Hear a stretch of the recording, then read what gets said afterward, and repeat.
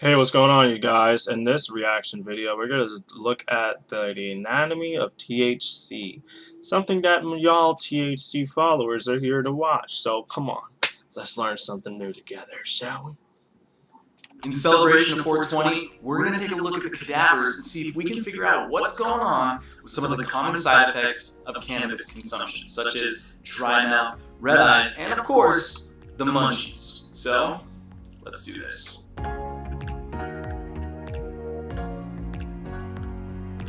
First thing you need to understand is that THC and CBD are examples of what are called cannabinoids.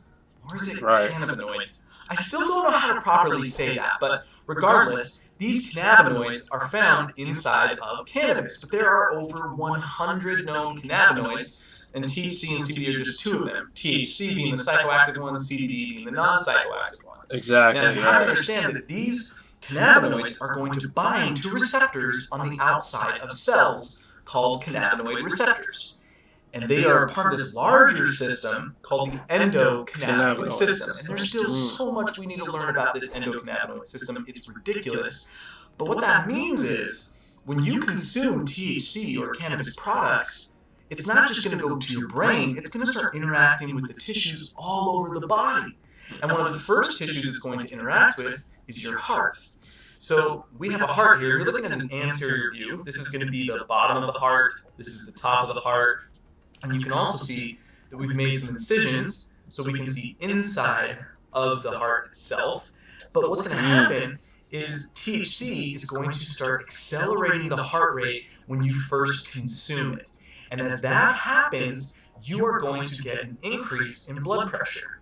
So this blood vessel right here is the ascending aorta. This is the largest blood vessel in the body, and it's the size of a garden hose. It's ridiculous. But you're going to get an increase in blood pressure. But after, I don't know, like 5, 10, 15 minutes or so, the heart rate is actually going to lower. And that is going to give you lower blood pressure. Wow. And the thing is, that's very interesting. When you have lower blood pressure, that means less blood is getting to certain areas of the body. And if that happens in the eyes, well, the eyes have a ridiculous amount of these CB receptors, right? These cannabinoid receptors. But also the blood vessels inside the eyes also have a bunch of these cannabinoid receptors on them. So THC will also bind to them. And when you have that lower blood pressure, what will happen is the capillaries are going to start to dilate. By dilating, more blood is able to get inside. But what that also means is it starts to kind of like pool, because you're actually getting you have low blood pressure. So there's pooling, and there's more of it there. The eyes start to become red, and that's why you don't get these red eyes right off the bat. It's not like you take your hit and so it just takes a little bit. Red. It takes a little bit of time. Okay, to actually yeah. happen. Another common side effect of cannabis use is going to be dry mouth. Now, in order to understand that, we got to figure out, well, what lubricates the mouth in the first place. So if we take a look at this section here, this is going to be a little strange and maybe a little difficult to wrap your mind around. But if I pull this here, you're looking at a portion of the tongue that's been cut, and we're now moving into the voice box. Well, its real name is the larynx, and just below it, we have this purple gland here called the thyroid, and then below that, we have the trachea, or your windpipe. And then hiding behind it is this long tube here, known as the esophagus, and we can even see a nerve dangling back here. But what we want to focus on is this thing right here. So what I'm holding is a salivary gland. Specifically, this is called the submandibular salivary gland, and as its name suggests, it's going to produce saliva. So you actually have 6 total salivary glands. You have 2 by the ears, 2 right here on the jawline, and then 2 underneath your tongue. Well, what they do is they secrete saliva into your oral cavity or your mouth. And saliva serves a variety of different purposes, including lubrication, but it also has digestive enzymes in there to help break down things like starch. But what you have to understand is that this has a ton of cannabinoid receptors on it. So THC will bind to the salivary gland and then down-regulate its production of saliva. So when you're not secreting saliva, and hopefully you can see this, do my best. Yeah, you can see there's some ducts there. So what happens is you're not actually transporting saliva through those ducts into the oral cavity, and what you end up with is dry mouth.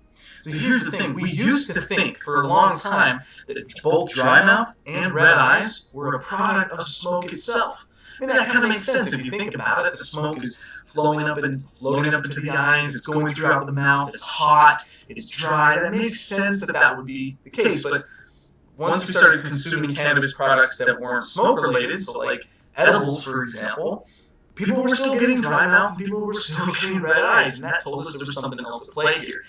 There really is so much still to learn about the endocannabinoid system, but it is cool to see that it's not just about irritating it with products like smoke, it's literally just the cannabinoids themselves. But we now need to talk about the most famous of probably all the side effects, and that's everyone's favorite, the munchies. So you're looking at a bisected head that's been cut into mid-sagittal. Let's learn about the plane, munchies. which allows us to see so many different structures, like the nasal septum, this really cool piece of tissue here called the falx cerebri, the corpus callosum, the brain stem, and the cerebellum back here is just stunning to look at. But we want to focus right here. This area that's not really all that noticeable that I'm tracing with my probe is what's called the hypothalamus. And this hypothalamus is extremely important because you can kind of think of it like a thermostat of sorts, and what it's doing is it's monitoring many different areas of the body to make sure they don't go too, like they're not functioning at a too high level or too low levels. It's like it's literally bringing things back into balance. Now, inside of the hypothalamus, if we go back here, inside of that hypothalamus are these tiny little neurons, and by tiny I mean microscopic, so I can't show you right here, but what those neurons are called POMC neurons. And POMC neurons are responsible for feeling full.